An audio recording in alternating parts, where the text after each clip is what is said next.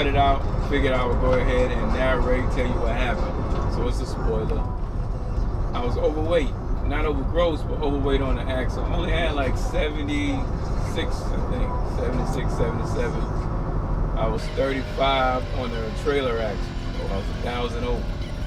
I asked the guy, what amount of grace do y'all give? He said 0. But I found out, you know, we spoke for a minute or two, and then it's like it seemed like he tried to help me out, or I don't know, I don't know. But anyway, he asked me how much does the APU weigh and whatnot. And I'm like, I don't know, probably 4, 5, 6, 700 pounds. Why? He's like, well, we allow you grace for the APU. I'm like, but I'm overgross on the trailer, not the drives. And he's like, if you knew the weight of the APU, we can take it out. I'm like, I'm overgross on the trailer, not the drive. So I don't know, but anyway, it was just I think $67 for the ticket. And while I was leaving from there, I was going to use the bathroom. The guy beside him, DOT officer, had just came in with another guy.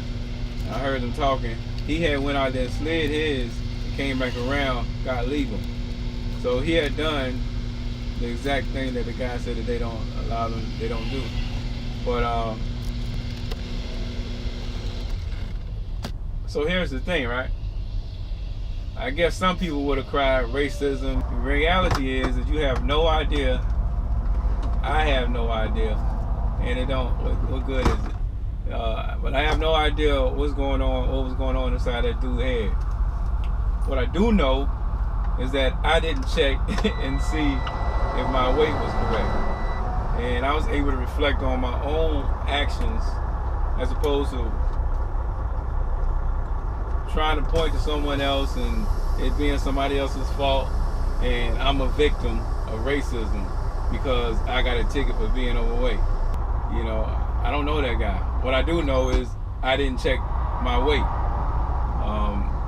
And by reflecting and looking for the lesson, looking at it that way instead of trying so hard to find an excuse, a reason for, you know, that happening, then I thought about it. I done changed trucks, you know. I'm driving a Freightliner. I could judge all day with the Volvo for most freight, but it's two things. One, I've switched trucks. I'm in a Freightliner, and I'm hauling liquid in totes, which is, you know, I never had to really. I think one time I had to judge with the totes, but that's not an everyday load. So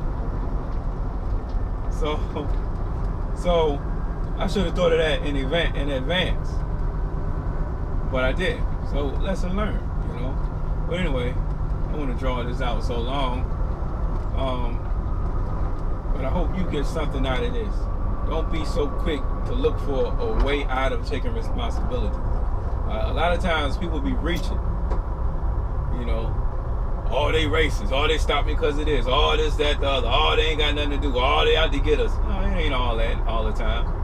Sometimes we just should have thought about things with more open eyes in the beginning. And you could have avoided the situation. I could have avoided this if I would have just been mindful of the fact I'm carrying a different type of load than I'm normally carrying, and I'm in an entirely different truck. So the weight distribution could be different. You need to check. You see? And I didn't. So then I went on down to Georgia. I slid the axles to where I thought it was, but I hauled tail, man. I didn't check it again until I got down here to the other Georgia scale. The love's just before the Georgia scale. And that's where we pick up at. But I'm out of here. I'll holler at y'all later. This is not my truck. This is the company truck. My truck is in the shop again. But I'll tell you more about that on another video. The question is, did I get a lemon or not? I think I spent about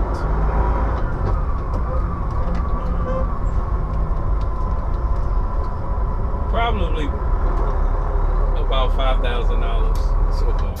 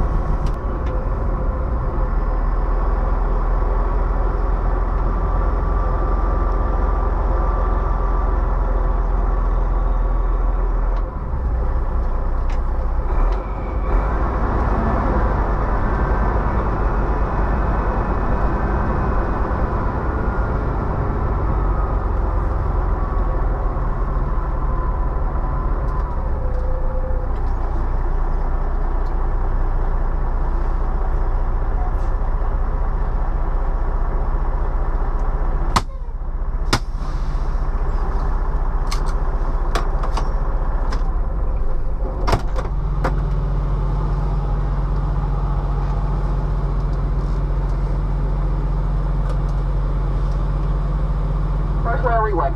First way. Truck number? 818. Prefer to come inside. Say that again.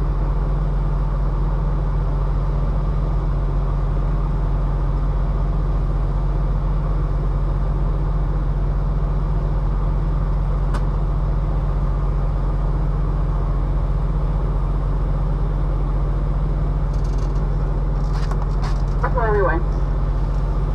No, I'm the same guy. Did you say come inside? Yes, please. Okay, thank you.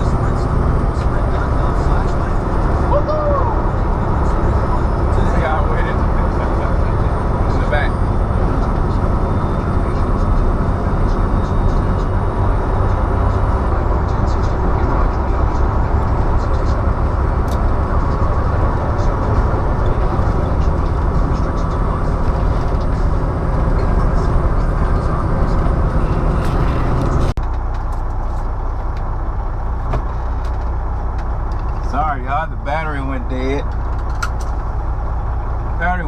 But obviously I got pulled around the back.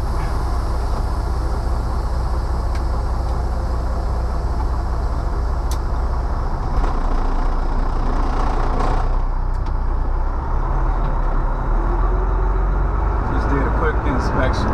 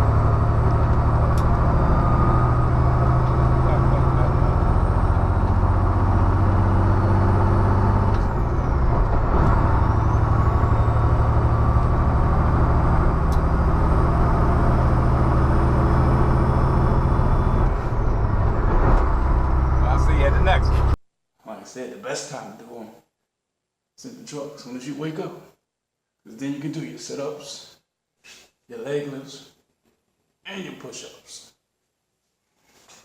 I already did some this morning, so this is another one. I'm limited as to what I can do.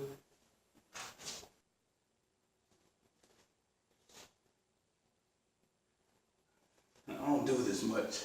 I don't ever do this.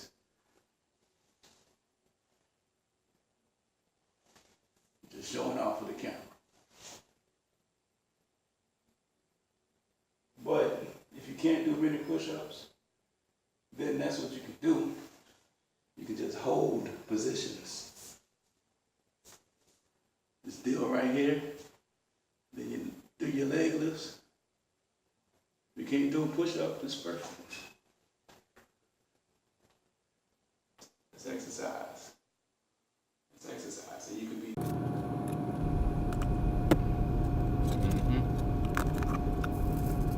Banana, raisins, peanut butter, oatmeal, coffee, and a shot of Stokes. And a dribble of honey. Just time consuming. Take up way too much of your time to seek revenge. When vengeance ain't really yours, it's another. Vengeance is mine, save the Lord. It ain't yours. So now when you go to seek it, to take it out, guess what you're doing? You're doing something now. Now you're off in the area that you got no business being in. And instead of steady climbing your ladder like you're supposed to, you to take out time for vengeance. To hate, I'm a hater. I'm gonna be a blog. I'm gonna blog about so-and-so. When you're blogging about somebody, and most of these people you don't even know, when you blogging about somebody, what you doing? What you hating? It takes time to hate me.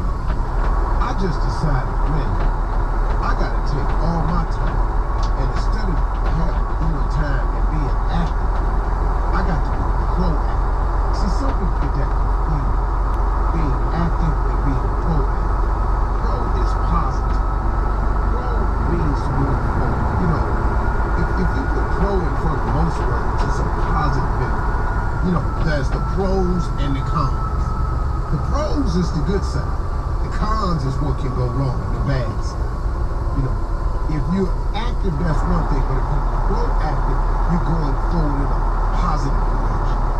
When you become a pro, that means you're the best of the best, whatever it is you chose to be. I'm a pro. So somehow, and I'm no English teacher or math guy, the word pro a lot of times, when you put it in front of something, means positive. So now, a lot of people think that if you just active, something won't happen. I'm doing something. And that's what happens. We just find ourselves doing a lot of busy work that really ain't happening, that ain't going, that ain't got no direction or purpose. Because we haven't tried to find out the direction and purpose. So you wake up and your wheels are spinning. You You a hamster on the treadmill. You're running real fast, just going in the same spot. You understand? That's because you're just out here being active instead of proactive. Why don't you get God in your life? Why don't you turn and face your Creator and find out how to become more proactive so you can do things to move yourself forward? How you can get your life off the ground, get off the treadmill, and really get it rolling in the direction that it needs to be going in. I'm telling you, God can make that change for you if He see you making a change for Him. See,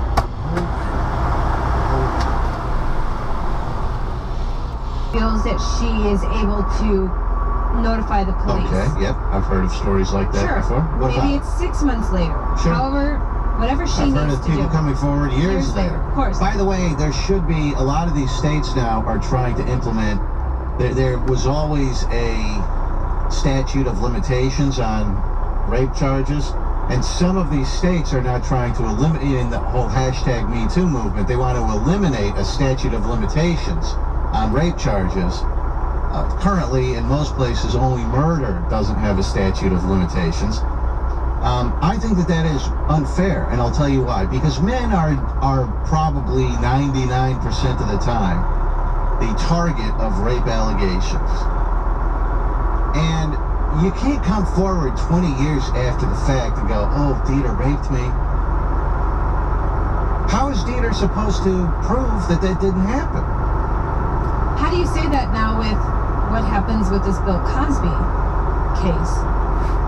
Where years later, he's paying for his mistakes. Well, he was drugging women, they're raping, right? And there were a lot of women that came forward with the same story, not just one. If it was one or two, I'd say, forget it. You can't charge this guy. This happened 30 years ago, 20 years ago. Get out of here. I don't think there should be a time. Oh, of course there should And be. these women got the rape allegations against Bill Cosby in before the statute of limitations ran out.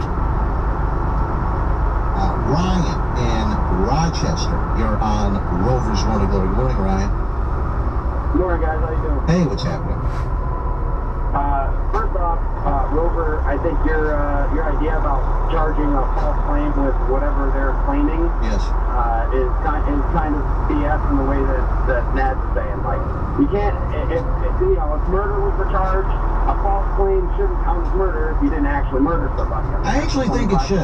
If I accuse Dieter of murdering someone and the police arrest Dieter and they want to put him on trial as a murderer, and then it turns out that I made up the whole thing, that Dieter's not a murderer, I should suffer the same potential fate as the person who was falsely accused. If there's no murder and there's no body and it's just a false claim, then there's no crime committed. Maybe there was a murder and a body, it just wasn't Dieter that did it. We don't know who did it. And I accuse Dieter because I don't like Dieter, and I say Dieter's a murderer. But the false claim is not the act of murder unless they can prove that he did the murder. But Now, but Dieter's life, it was fine. You're right, attempted murder then, because if I falsely accuse Dieter of murder, then what I'm essentially doing is trying to get his life taken away. He could be executed for murder, correct? If I accuse him of murder, yeah. So that's fine. Charge me with attempted murder if I make a false allegation. Yeah, and that's where I go with the rape accusations. I mean, 99% of the time, guys are the ones that are going after. Are we the perpetrators most of the time? Absolutely. I've never done it, which I would never think of doing it, but And most guys have it. We live in an era now where people are walking around like every guy's a rapist. I got news for you. That ain't true. Not every guy's a rapist. Not the majority of guys are rapists. Okay? Exactly. It makes young guys like me scary. I mean, I'm 25. Going to the bar, having a couple of drinks and talking with people, it gets, you get a little worried about it because you're like, holy You crap. should be. If I make a move on this chick and, ask her back to my apartment or ask her for lunch or something tomorrow, I have no idea that cops might be knocking at my door the next morning saying that. You're absolutely right. If you or let's say you don't call her back, let's say you take her back to your place, you bang her out, then you don't call her. And she feels used up and she's like, oh, screw that guy. I can't believe he didn't call me. And then Exactly. or she could have a boyfriend and And then somehow it comes out that she got banged out that night, and she has to be, I was raped. I mean, how many times have we heard stories like that? So if you make a false allegation, I think you should do more time than a year in prison, like this woman is potentially going to do here. I think because you were trying to ruin someone's life. A couple of years back, about a couple of football players, and they both had like scholarships and everything, and she accused them of the rape. And before they had even gone to court or any evidence had surfaced or anything like that, the kids had lost both of their scholarships. They got kicked out of school. You know, their lives were destroyed. And then she came out, you know, months later and said, I got threatened that I was going to, get charges pressed against me, so I admitted that it was fake. And, she had made it all up. But these two kids' lives were ruined already, and they're only 18 years old. There was that one kid who was remember the NFL prospect, Dieter? Yes. And he was falsely accused of rape. And he spent like 10 or 12 years in prison before and then the girl and her mother sued the school district where they alleged that this sexual assault took place, and they got like $150,000 from the school district. And then the girl says, well, after we got the $150,000, I couldn't say anything. I couldn't say that the whole story was made up because I didn't want to give the $105,000 back. So this guy sat in prison for 15 years. What happened at the end of that? Is he still? He got out of prison. They let him out. She admitted. After he did his time. Yeah. And then on Facebook, I don't know if he reached out to her or she reached out to him, and she's like, oh, sorry. Yeah. Sorry, I didn't mean to, make you sit in prison for 15 years. And then they did go, and boy, what happened with that girl? She was probably charged, and then they probably dropped the charges or something. Who knows? I don't even remember what happened to her. It was Brian Banks. She should be in prison the rest of her life. Yeah. Or at least 15 years, like he was. Didn't she get a whole bunch of money? Is that the same lady? Yes. For the third time, $105,000 or something from the school district. But she had to repay it? Oh, did she? I don't know if they made her I don't think they made her repay that. Did he get money? For what? From who? False imprisonment? Who would he get that money from? The state? I guess he could file a civil suit against the woman. Somebody. They sued her and they won.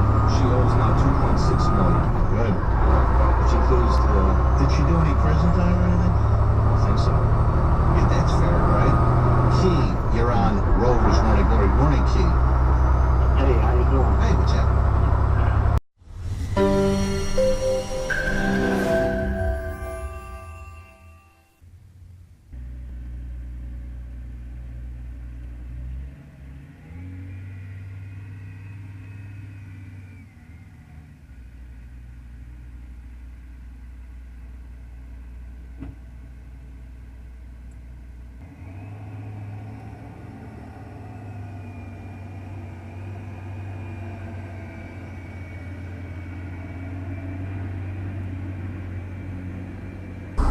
Comes the test. I see he didn't adjust the clutch. Am I nervous? Yes, I'm a little nervous. You know how it is. You just want everything to work out. You want everything to work out lovely.